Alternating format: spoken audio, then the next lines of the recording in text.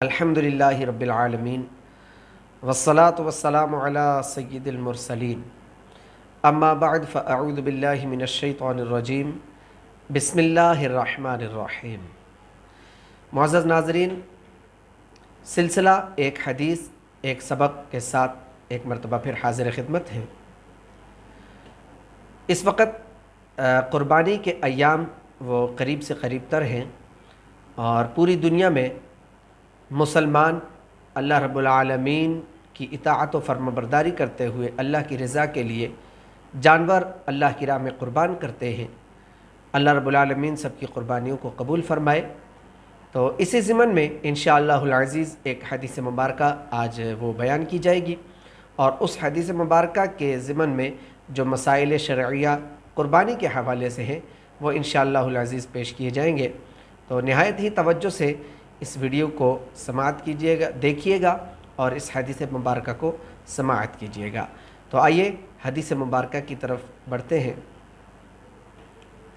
بسم اللہ الرحمن الرحیم۔ عن عائشہ رضی اللہ تعالی عنہا قال النبی صلی اللہ علیہ وآلہ وسلم ما عمل آدمی من عمل یوم النحر احب الی اللہ من احراق الدم إنه ليأتي يوم القيامة بقرونها وأشعارها وأظلافها وأن الدم لا يقع من الله بمكان قبل أن يقع من الأرض فطيبوا بها نفسا۔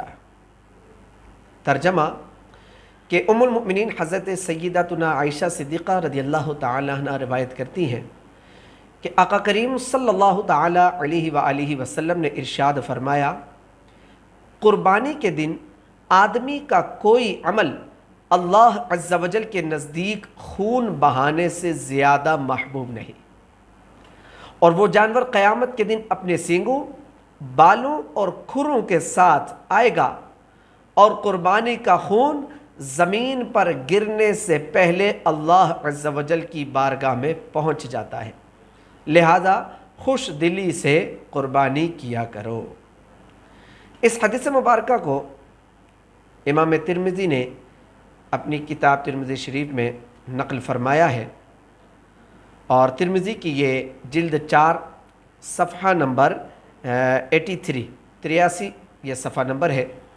اگر آپ میں سے کوئی ملاحظہ فرمانا چاہے تو اس حوالے کے ساتھ اس حدیث مبارکہ کو دیکھ سکتے ہیں۔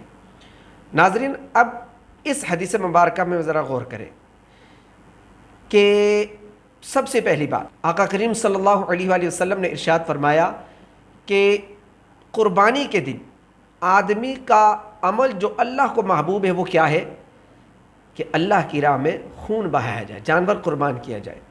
یہاں سے ان لوگوں کی کاٹ ہوتی ہے جو بس اوقات یہ کہتے ہیں کہ ہاں بھائی، قربانی کا جانور ذبح کرنے کے بجائے تم کیا کرو، اتنی ہی رقم سے کسی غریب کی، کسی مسکین کی، یتیم کی مدد کر دو، کفالت کر لو، کسی بیوہ کی کفالت کر دو، ٹھیک ہے۔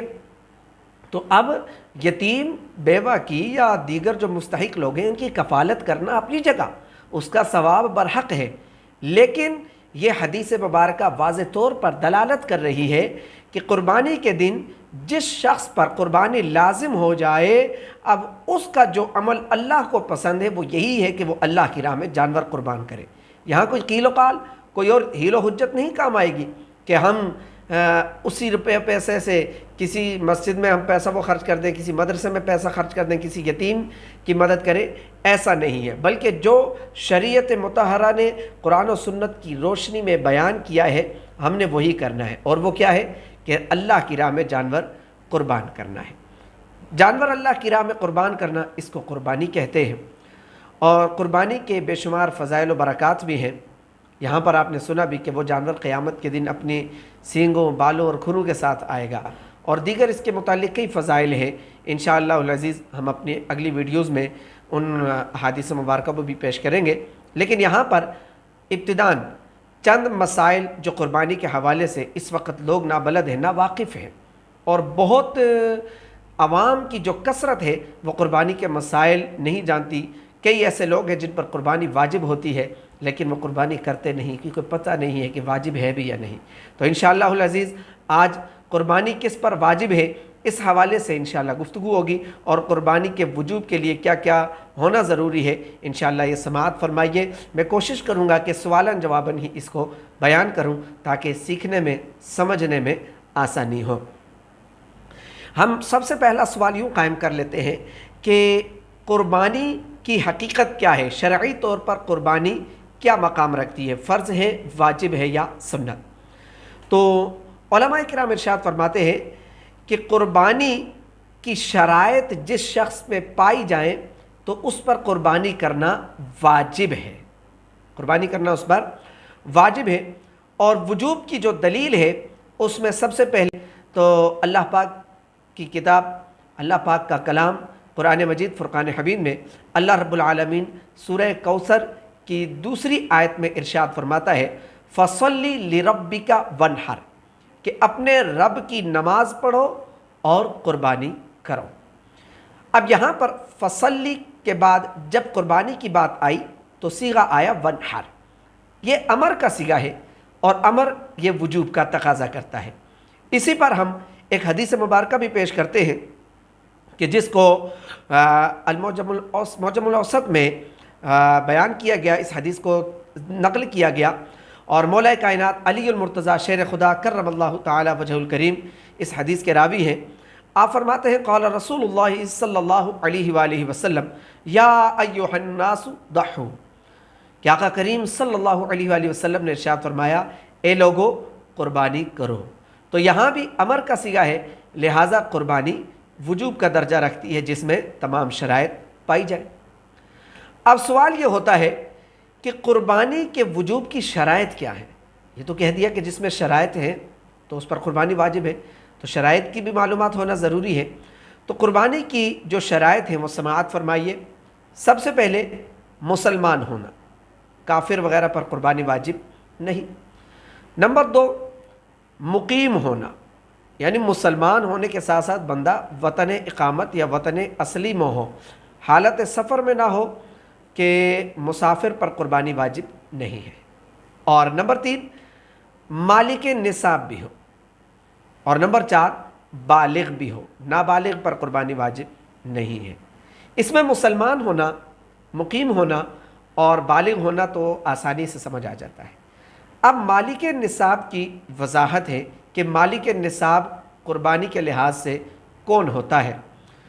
تو علماء کرام فرماتے ہیں کہ جو شخص 7.5 تولہ سونا یا 52.5 تولے چاندی کا مالک ہو، یا 52.5 تولے چاندی کے برابر نقدی رقم وغیرہ کا مالک ہو، یا ان تینوں چیزوں کے علاوہ سونا، چاندی اور نقدی کے علاوہ حاجت اصلیہ سے ہٹ کر اگر کوئی شخص اتنی چیز کی ملکیت کا مالک ہو کہ جس کی ملکیت 52.5 تولہ چاندی کی رقم کے برابر ہو تو اس پر قربانی واجب ہے۔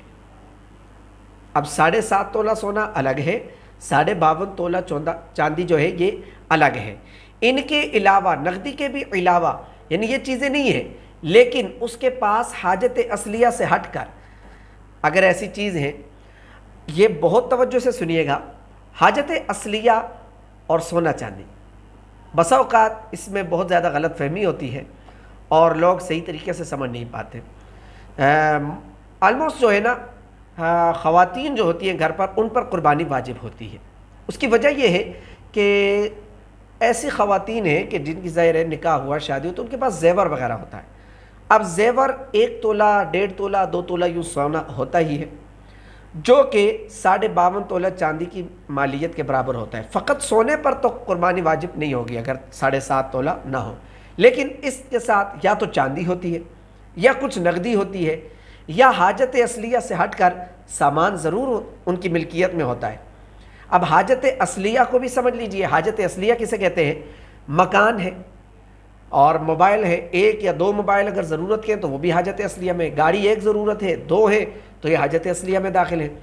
گرمی اور سردی کا لباس اور گھر میں پہننے والے کپڑے، مختلف مواقع پر پہنا جانے والا لباس اور جوتے وغیرہ، یہ سب حاجت اصلیہ میں ہیں۔ سردیوں کے، گرمیوں کے بستر وغیرہ یہ بھی حاجت اصلیہ میں ہے۔ اور برتن وغیرہ ہو گئے، مہمانوں کے برتن، گھر میں استعمال ہونے والے برتن، یہ بھی حاجت اصلیہ میں ہیں۔ ان سے ہٹ کر جو چیزیں ہیں، فرنیچر وغیرہ سے بھی ہٹ کر، یہ حاجت اصلیہ سے ہٹ کر جو چیزیں ہوں، وہ اگر 52.5 تولہ چاندی کی مالیت کے برابر واجب ہوتی ہے۔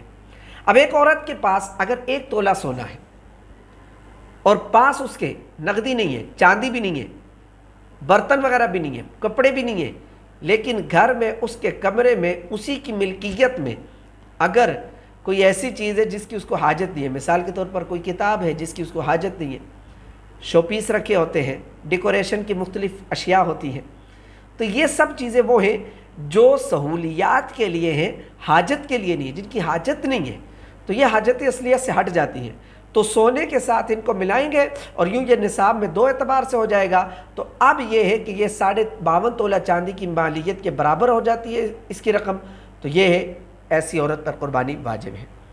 تو اب غور کیا جائے، اپنے گھروں میں اپنے خواتین سے، اپنی بہنوں سے، اپنی والدہ سے پوچھیں اور مکمل معلومات لیں، اور جو خواتین سنیں وہ بھی اس پر غور کریں کہ واقعی اگر آپ کے پاس ایسا زیور ہے اور اس کے ساتھ اس طرح کی چیزیں موجود ہیں جن کی حاجت نہیں پڑتی انسان کو، ضروریات زندگی میں ان کا کوئی عمل دخل نہیں ہے، تو ان کو سونے کے ساتھ، زیور کے ساتھ ملا کر 52.5 تولہ چاندی کی مالیت کے برابر کر لیں گی، تو حکم یہ ہے کہ قربانی واجب ہو جائے گی۔ ہاں، اس میں یہ ضرور ہے کہ قرض کی رقم کے حوالے سے بھی ہے کہ اگر کسی شخص پر قرض ہو اور وہ قرض ادا کرے تو اس کے بعد اس کے پاس 52.5 تولہ چاندی کی ملکیت کے برابر، مالیت کے برابر اس کے پاس رقم وغیرہ یا کوئی چیز بھی نہ بچتی ہو، تو اب اس پر قربانی واجب نہیں ہوگی۔ تو قرضہ ہے تو یہ بھی دیکھ لیا جائے۔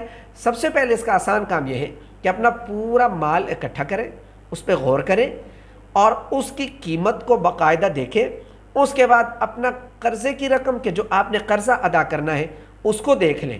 اگر تو یہ دونوں ایسے حساب رکھتے ہیں کہ قرضہ ادا کر دیں تو آپ کے پاس اب مالک نصاب نہیں رہتے تو قربانی واجب نہیں ہوگی، لیکن قرض کی ادائیگی کے بعد بھی اگر آپ دیکھتے ہیں کہ آپ مالک نصاب رہتے ہیں، اتنا پھر بھی ساز و سامان موجود ہے، تو قربانی واجب ہو جائے گی۔ اور یوں اس کے مزید بھی کثیر مسائل ہیں۔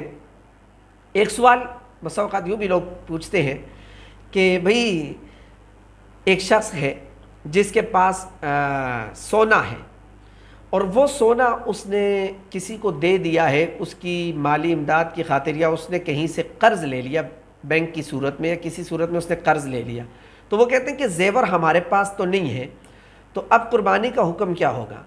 تو سنیے، گو کہ اس وقت یہ اس کے قبضے میں نہیں ہے لیکن اس کی ملکیت میں تو ہے نا، مالک تو یہ اس کا ہے، لہٰذا حکم یہ ہے کہ جو مالک نصاب ہو وہ قربانی کرے اپنی نقدی کے ذریعے۔ اگر اس کے پاس نقدی نہیں ہے تو وہ کسی سے قرض لے کر قربانی کی ادائیگی کرے، اور اگر کوئی قرض نہیں دیتا تو پھر کسی چیز کو فروخت کر کے اس سے حاصل ہونے والی رقم سے جانور خرید کر اللہ کی راہ میں قربان کرے کہ یہ اس پر واجب اور لازم ہے، بری و ذمہ نہیں ہوگا۔ لہٰذا ان مسائل شرعیہ پر غور کیجئے، خود کو اور اہل خانہ کو سب کو گناہ گار ہونے سے بچائیے، کیونکہ اللہ رب العالمین فرماتے ہیں قرآن مجید فرقان حمید میں قوا انفسکم واہلیکم نارا، کہ بچاؤ اپنے آپ کو اور اپنے اہل خانہ کو آگ سے۔ تو آگ سے ہم سب نے اپنے آپ کو بچانا ہے۔ اللہ رب العالمین ہم سب کو عمل کی توفیق عطا فرمائے۔ ناظرین، انشاءاللہ العزیز ہم مزید بھی قربانی کے مسائل اپنی اگلی ویڈیو میں بیان کریں گے۔ اللہ رب العالمین سب کو عمل کی توفیق عطا فرمائے۔ جتنا ہو سکے اس ویڈیو کو آگے بھیجیں تاکہ لوگ سن سکیں، سیکھ سکیں، اور ہو سکتا ہے کہ جس پر قربانی واجب ہو رہی تھی لیکن اس کو پتہ نہیں تھا، یہ سننے کے بعد وہ وجوب اس کا واجب ادا ہو جائے، تو یہ میرے لیے، آپ کے لیے، ہم سب کے لیے باعث ثواب ہوگا۔ آمین بجاہ النبی الامین صلی اللہ تعالی علیہ وآلہ وسلم۔